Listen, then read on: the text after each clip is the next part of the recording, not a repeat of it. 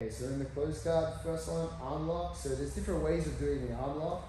But what you can practice is just here. He's going to put his hands on your neck. Yes, and forward. And all we're going to do now is I'm just going to start to make an angle with my head. Right, I can control his arm here initially. I can grab under his leg.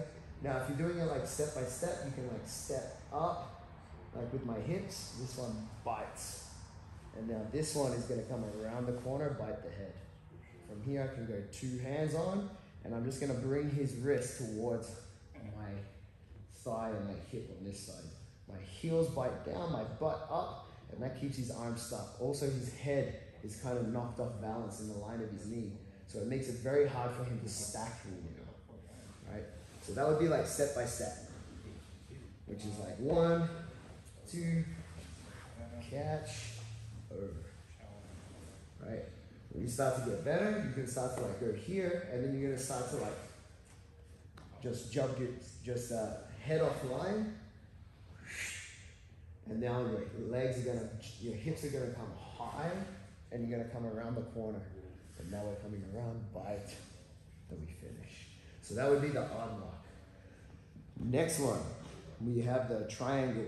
So you can show the triangle in a number of different ways. I think the easiest one to show is like we're just here, we're like controlling him, we keep him close, I'm hugging his head, hugging his arm, and he tries to push the knee on this side to try and open the guard.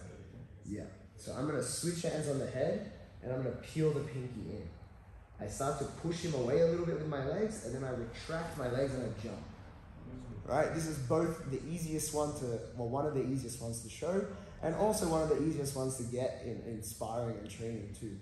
So once we get to here now, I have his head and his arm trapped in between. The process for finishing the triangle that you're gonna show on your test is I'm gonna bring my hips up and transfer the arm just to make it easier to finish. I capture here, my shin. From here, I'm gonna put my foot on the hip. I'm gonna start to wiggle out from underneath him, and I'm gonna make an angle where my shin looks right down his neck, right? Like I wanna cut off his head. From here, this one's coming around the corner.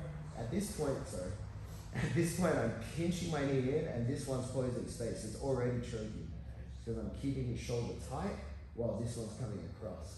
If my leg here is lazy, there's not yet. One, it's potential that could happen, but also like the spaces are getting closed here when I move my leg. But when I keep it pinched and I move my leg, now it's good. And I stretch and I lock and I turn my thigh in, and that will finish the triangle. Sorry. So that would be the triangle. We also have the cross collar shape. So if we're in here and I'm holding him with this stage 1 where I'm hugging his head and over his arm, I'm just gonna hug his head. I'm gonna even put my thumb in the back, and I'm just gonna give him a little bump. And I sneak my hand in. From here, my first hand is in already. Now, there's different ways to show the collar choke. You can just show it this way, or like you can loop over, but I'm just gonna like move my hand and punch him one way. I'm gonna slide my thumb in, and I'm gonna cut my arm back down. So now I'm pinching him with my wrist. I pull the collar down on his neck, and then I start to slowly flare my wrist into his neck, and you can even start to like expand your hips here too. It's gonna be a very tight choke. So that would be hand in. So if I start here and I'm like holding him down, I do a little bump and I get my hand in the collar. From here I punch and I shoot this knee. I let this slide as I lock my elbow down and curl my thumb so it faces towards me. I pull down on the collar on the back of his neck so I can, and then I start to flare my wrist. You alright? Yeah, I wasn't sure, like. You alright? So there's the collar choke. You're holding here, you got it, and then you can start at the end to expand your hips. Flare that wrist into the neck, and you can start to finish the choke. The next one is the hip bump series. So right here, I bring it forward. I hug it, and I'm keeping it close. My arm is going to push off the mat now to sit away.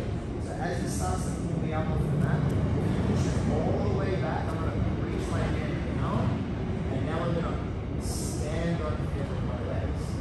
This allows me to pivot my hips, right? And then I'm reaching over for this arm. As I do this, I'm going to push off my hand, and my foot's going to come to the ground. I'm going to bring my hips nice and deep.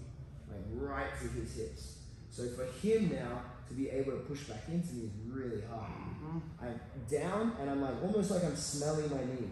I capture his elbow, and now from here, I'm just gonna extend my hips into, roll it over his femur, which makes him kind of sit side saddle.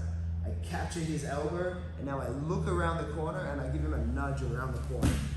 If you want to make it a nicer finish, I finish with a frog foot, and then I move my knee right underneath, and I end up like pinching his arm.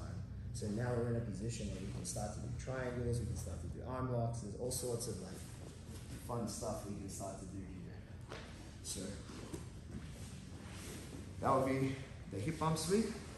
The next one, so let's say we're here, we're having close, and now he pushes off the ground, but he only pushes like a little bit up.